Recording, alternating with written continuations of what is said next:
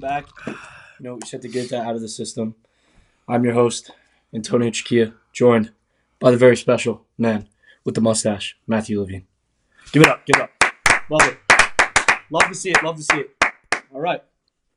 So, we got a couple things that we want to get into. First of all, just wanted to say happy Friday to everybody. Hopefully, everybody's having a great Friday. You're going out. You know, you're having a fun time. If you're at home, you just want someone to listen to or whatever, you know, crack open the fucking drink, get yourself some snacks, you're in for a treat. So, Friday's episode, first of all, let me just get this out the way. We're going to go around the block. What's happening around the block? What's going on in the NFL? What's going on around the block? I don't know, is he getting shot up or drug deals?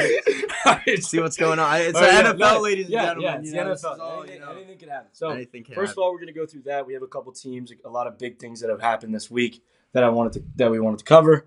Obviously, I'm really happy that we got, you know, a guest on. So, in the future, there's a couple more guests. Thank you for having me. Of course, bro. It's a pleasure. Appreciate it. It's a pleasure. Pleasure doing business with you, as usual. Hard industry. Yeah. Being a Redskins fan. Yeah, it's very hard being a Redskins Commanders, whatever the fuck our name is, pretty much. I take therapy every Wednesday because of Carson Wentz. Remember the game that I was talking about last episode? So this is the person that came with me. We witnessed that. That was terrible, bro. That was so bad. We had such good seats, but man, it was a terrible sight. We saw Amari Cooper go for about like 150 yards, like 6 catches and 2 touchdowns against our great secondary. Our secondary is very good, you know. Definitely doesn't keep me up at night, you know. So, all right. Besides, I don't know if you can see the tears coming down my face, but. All right. So then, the second thing that we're gonna get into is we're gonna go over some things that are going on with our team, keep you guys updated with like the roster and everything like that. And then the next thing that we're gonna be doing is we're gonna talk a little bit about Jaden Daniels and like what's going on with him in our offense. So let's get straight into it. Let's jump into it. So around the block. So what's going on around the block? Let's see what's happening. Minnesota! They're dead! All right. Listen, everybody from Minnesota. It looks like the old Skins. All right. It really does. It reminds me of but seriously, if you're a Minnesota fan, I feel bad for you. I'm praying for you because, you know, JD McCarthy, your first round draft choice. You're unfortunately trash. All right. You're done. Okay. All right, it's going to be a terrible year. Okay, listen. Okay. Welcome to the club. Yeah, cheers. Cheers to that. Cheers to that. Cheers Welcome to the that. club. Welcome to being shitty for once in your, you know. But, so, with that being said, J.J. McCarthy unfortunately tore his meniscus. He's out for the year. Sam Darnold's going to be stepping in. And, honestly, like, I mean, I don't know how to feel about that. I mean, Sam Darnold's been on a couple of teams as of, I mean, I think he got traded from San Francisco.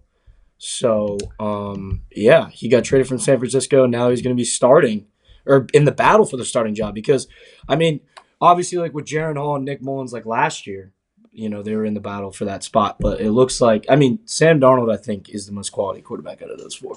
You'd think so, right? Yeah, I mean, honestly, they're in a terrible spot here, a terrible situation. It's a shame what's going on in Minnesota right now.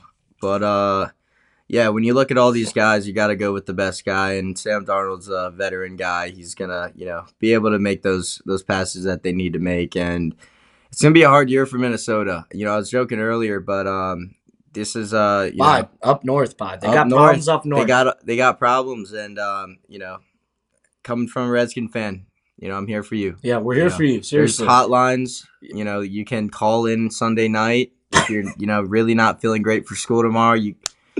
Honestly, call out of work. Honestly, just take off for a while. Not gonna lie, because your only bright spots right now. When Carson Wentz is throwing interceptions left, right, and center, you know, it makes us sticks with you. It does. But so with that being said, I mean, you guys got Jay Jettas, obviously Brandon Powell. He stepped up and a big spot for you guys in the slot.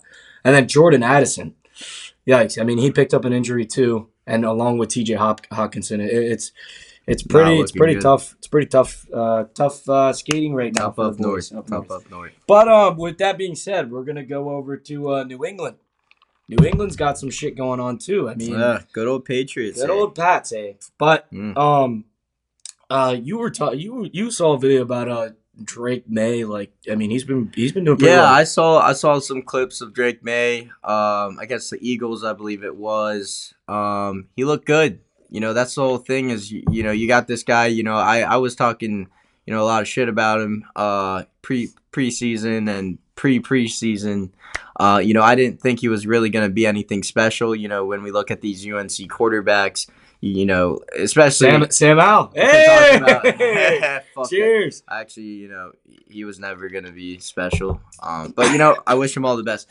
But, Sam, we love you. Listen, Sam, we fucking love you, bud. I hope you do great things in Seattle. The situation that you dealt with is unfair to any quarterback. I mean, our offensive line is like the immigration policy in this country. No, I'm just kidding.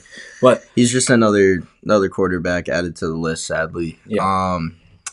But yeah, you look at a guy like Drake May coming out of UNC, and he looked good. He's making good throws. He's looking good in the pocket. He's looking calm, and that's what you want from a rookie guy.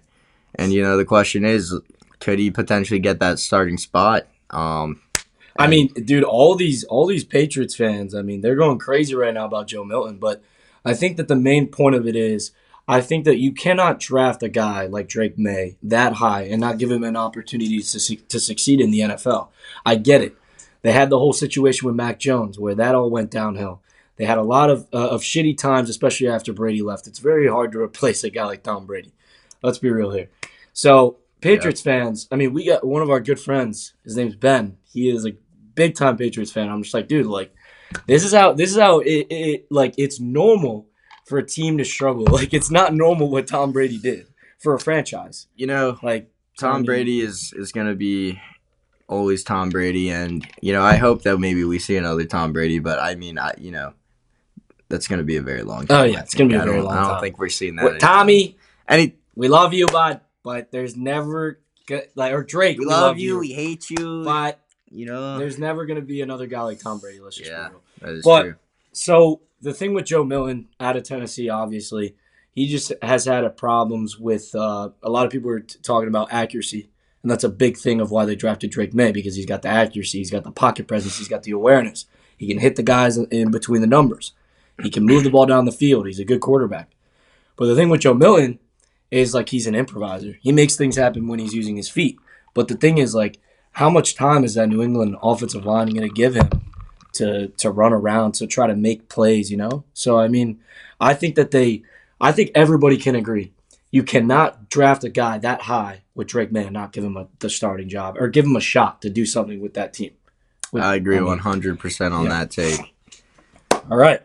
And then another thing with the Patriots is that Matthew Judon, one of the best pass rushers in the NFL, I literally just saw a couple of days ago on Pat McAfee's channel. By the way, shout out Pat McAfee. Your channel is amazing. You inspired many people like myself. But I looked into that and I was like, holy shit. Matthew Judon got traded to Atlanta for like basically a bag of fucking potato, a bag of Lay's for Matthew Judon. So I mean, he's gonna it's a business at the end of the day. And it's like when you don't pay your guys that rightfully earn their money, like guys like Matthew Judon for the New England Patriots. I mean, that's fucked up that they didn't pay him. I'm not gonna lie. Yes, it is. So he's gonna go in Atlanta. He's gonna do big things for them. Obviously, Kirk Cousins coming in from the Vikings. They got Bijan Robinson. They got Jesse Bates. They have a decent defensive front. So I mean, there's a lot of good things. Atlanta's looking like they're on the rise. You know, they were kind of always mid to sucky lower team. Yeah. But they're doing good things there. It seems they're getting good draft picks. They're headed in the right direction, and I'd say we're also we're okay. Listen, in the right direction. We talk like we're big boys and all this shit, but we know our place with our Commanders. Right? We know our place. We love them. Say it every year, but this year's different. We come to tell ourselves that it's going to be different this year, but we know for a fact it's not. But hopefully it is. We're going to stay optimistic. Nah, let's be positive. Our boys are going to be doing some great things. So, moving from the Vikings. We also got a new SeatGeek Yeah, sponsorship. I was just trying to fix it because of use code HOG coming soon. Use code HOG at checkout. No, I'm kidding. We're not sponsored. Just get a little more decoration. Just send to my Venmo. SeatGeek, I love you so much. We need your sponsorship, please. No, I'm just kidding. But moving on from that, we wanted to get into some Bears talk because, dude, the fucking Bears are going to be skating this year. The barn is buzzing in Chicago. Chicago is looking kind of hot right now. I know they got a lot of people coming in. They got Caleb Williams coming in, who I watched play in high school. I mean, that man is disgusting. He's just a pure athlete. I watched him score like 7 rushing touchdowns in a game. It was crazy. Let's not forget, though, he is a bit of a diva, I would say. He is. He is a little bit, you got to be a little careful, I think, with a guy like that. That's why I really like our pick in this draft and our quarterback that we decided to go with. I think we lucked out on the best one because you look at a guy like Jaden Daniels, you look at a guy like Caleb Williams. You look at, how are they in the locker room? How are these guys, affecting the teammates? No, how are they affecting the teammates around them? This is the guy that's, really the main position here in this football game. And, I think Caleb, he would scare me a little bit. As like a GM, or like a head coach. Well, I mean, he seems like he could be one of those trouble players that we've seen in the past. But I'm not going to take his skill away from him. He's an absolutely phenomenal quarterback, and I do hope that translates to the NFL. We're going to see what happens. He has a lot of great weapons. He has Keenan Allen, DJ Moore, who I think is going to have DJ Moore is going to have a monster year this year, I think. We personally watched that man have a career night against us. You remember that game. Bro, wait, hold on. Okay, keep talking about that. I'll pull it up. So, DJ Moore, I've seen, some clips of him. He's looking like he's really excited to be out there. He's looking like he wants to win football games for this team now that he has a quarterback that can really get him the ball in his hands. He's one of those players to look out for 100%. I mean, we can look at the numbers I wanted to last see year, but I wanted to see the stats of this shit. This fucking it was a career night. He had like a hat trick of touchdowns. This guy is I mean, dude, that was so depressing watching this. I'm not gonna lie. He had 230 yards, a hat trick of touchdowns, and 8 receptions at FedEx Field. Yep. It was an absolute masterclass, and we got fucked on Thursday Night Football. But we got blown out by the Chicago Bears. That was a terrible time for us. But so one thing that I want, so another thing is that they have a phenomenal rookie coming in, Rome Odunze. I mean, he's a guy out of Washington that, I mean, obviously he was the leading guy. He was the leading in receptions, yards, everything for them with Michael Penix. But I mean, his skill set's really good. I mean, I don't think he's like the fastest dude out of the bunch, but he's a guy that can route run very well, can catch the ball very well, and that's a thing that I feel more NFL teams should be looking into. They need to be looking into guys who can just catch the ball and just get open and create separation. To feed on that point, I mean, I think in the new age of NFL, the style of play is, at first those little check down passes that we used to see used to be very frowned upon. I think, and now, getting a guy that can just catch that ball, can make a good slant, make a good out route, get you those yards that you need to put you in a better position to get that first down. I mean, I think that style of play, we're seeing that a lot more now. And, just to feed off what you're saying, I completely agree. Like, just drive extenders. That's all you need now. It's just guys that can move the chains. I mean, look at what Tom Brady was so great at that. Dude, how many Super Bowls has he won? Exactly. Like, the amount of just... Like, his receivers didn't have pure speed. He just had guys who can catch the ball, and then you can just put it on the money and you extend the drives. But, so, all right, we're done with the around the block part of the segment of the pod. So now we're gonna move into the new kickoff. Kickoff. Wait, we're gonna go over the new kickoff. All right. Before we get into our boys. So first off, I just want to say what the fuck are we doing? What the fuck are we doing? Honestly, like, if you're in the NFL, like, you should be I cannot fucking believe this shit. This is bullshit. You should be totally willing to get CTE and brain damage, or else get the fuck out of the league. What's going on? The league is soft now. It's soft. Fuck you, Pat. You're not willing to fucking Listen. die in there. Listen. Get the fuck out. And Fuck you, Pat. But anyway, so let's talk about this kickoff, Tony. You can honestly, all the old heads don't like this shit, but dude, if we have more people, obviously we're all for. We don't want players getting CTE. We don't want players getting lifelong effects. Obviously, the safety is definitely better. It's not aesthetically pleasing, but I think it'll get the job done in an aspect of the health of the players. And the health of the players is the most important thing. Obviously, we're just joking. But yeah. I think that, it looks absolutely horrendous. I don't know what the fuck this is. It's going to take some time to getting used Genuinely, I don't know what the fuck this is. But if it's going to help the health of the players, that is the most important thing. Above all. And then the health of the players, they got the new caps going on, too. The new cap. I think, it's unfortunate for players like Austin Eckler who are going to look like literal bobbleheads if they're wearing one of those. But, whatever has to keep people safe, I guess. Yeah. Never keep the kids safe. Listen. Just let them play! Let them fucking play! That's what I was going to say. If it keeps the kids safe, let them fucking play. Boy. All right. But in all seriousness, we love the players. We love the players. We love the NFLPA. We do. We love them very much. The safety of the players is the priority of this damn league. Fuck you! No, I'm just kidding. All right. Just had to let some rage out, looking at that fucking kickoff. We're from DC. We like letting rage out. It's going to be a great year. It's going to be a great year. Cheers. Cheers to that. All right. Yep. All right.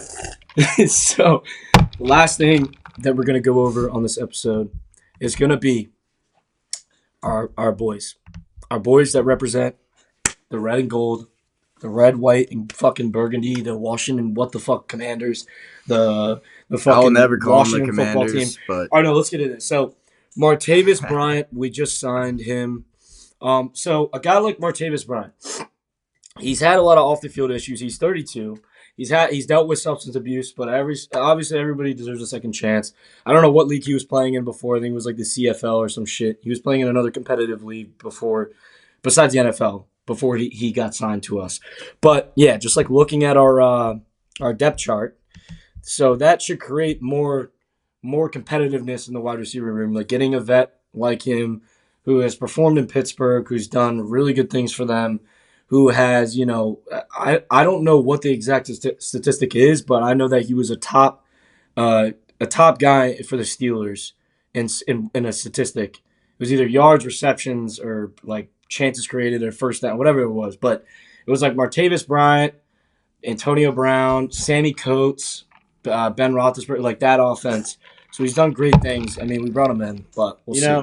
The only question is he's been out of the league for what? Since 2018 or something. He's been out of the league for a very long time, this guy. And, our receivers are a bit questionable, I have to admit. We have Terry, of course. He's locked in at receiver 1. But Terry, never leave us, please. Terry, my mental health will literally, as you can tell, I'm already deal with Terry extremely happy to be a Redskins fan.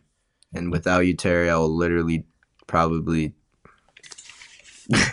stop. Please stop. All right, anyway, Terry, don't leave us. We love you. So back to what I'm saying, our receivers are a bit questionable. We have Terry McLaurin, of course, but then we look at guys like Jahan Dotson, De'Ami Brown, and none of these names really stand out to me. Jahan Dotson being a first round pick. What has he really done for us? Other than make a few catches here and there, score a few touchdowns here and there. He's a lot of questions are surrounding Jahan Dotson, and this year is a defining year for him, for sure. It is, and that's something I think why we're going and picking up guys like. We picked up Alameda Zaccheaus, and we also picked up Martavis Bryant. Right. So, and then Luke McCaffrey. We drafted Luke McCaffrey. We're clearly. So dude. It's going to be really competitive for these wide receivers to go make a play. on what they're thinking and how they're going to go about this, because right now literally we're looking at it. It says Luke McCaffrey is the third guy right now, the third string. That's the whole So thing, with right? with what's his name leaving, Curtis Samuel. Curtis Samuel leaving. So And this is the thing is, at least, there are teams in worse positions. We can take a look at who's quarterback one, and when you don't have too many receivers to choose from, it's really, I think, important having a guy like Jaden Daniels that can put these balls right in their hands when they need it. Pause. All right, we might have to No, it's good. It's not a big deal, bro. No, I was just saying pause because you said put these balls right in the spot. I'm just kidding. We're not cutting this shit out. Fuck it. We'll do it live. Fuck that shit. You fucking bitch. But we're gonna do this live. Fuck all that talking shit. Fuck all the. Hey, listen. Hey, no. Listen. Only one person's gonna get this. Fuck all that talking shit. Just laughing. All right, back to the topics here. Okay. But what I'm trying to get at is basically we got a really great guy in quarterback, and of course we do have some questions with our receivers. But when you got a guy like Jaden Daniels throwing them the ball, it makes me sleep a little better at night. So that's what else I wanted to get to there. But. Yeah, we brought in Nick Allegretti, Tyler Biadiz, and Andrew Wiley. We're so cooked. No, I'm kidding. Our offensive line has got non-existent. It's been non-existent for probably the past. I don't even know how long. Like I said in the last episode, besides Morgan Moses, Brandon Sheriff, or Trent Williams, I could not name you one. Commanders, Schweitzer maybe, Lester or something. Lester, Linkston. We just find these guys in around the monuments sometimes. Around the monuments. But no, we just catch him in all seriousness, on the side of the pencil and just post it up. Hey, you can play. Can you block? He's a big guy. Get him over here. Get him in. Put his ass in there. But in all seriousness, Antonio, that raises a lot of questions, especially when we got a rookie quarterback that we want to keep healthy. He does remind me of a guy, our Robin Griffin the third, and rest in peace to his career, thanks to Dan Snyder, sadly. But we're not gonna go. Thank you, Dirty Dan, for yet another. Give it up. But this is the whole thing, right? We have this not so great offensive line this year, and luckily Jaden Daniels can run. We've seen him run. He has some wheels, one can say. And he matches Tyreek Hill's speed. Oh, yeah. He matches Tyreek Hill's top speed, literally. That's a great thing because we look at quarterbacks like Jalen Hurts. We look at quarterbacks like Lamar Jackson. These guys are top quarterbacks in the league. Dual threats. Are, similar play styles a little bit to Jaden Daniels just when it comes to the legs. But that's the question is, how much are we going to see Jaden Daniels run this season? How many games, Commanders Nation, I don't think you understand how scared I am about how many games is this man going to play. How many games is Jaden Daniels actually going to play for us this season? Because if we can't fucking protect his ass, dude, you can kiss that shit goodbye. We saw with the RG3, but, look what happened to Justin Fields his rookie year. Had no O-line. Fortunately, Jaden Daniels is a little faster, but, he was running for his life out there, and he couldn't do anything for Chicago that year. And, where is he, in Pittsburgh now? And...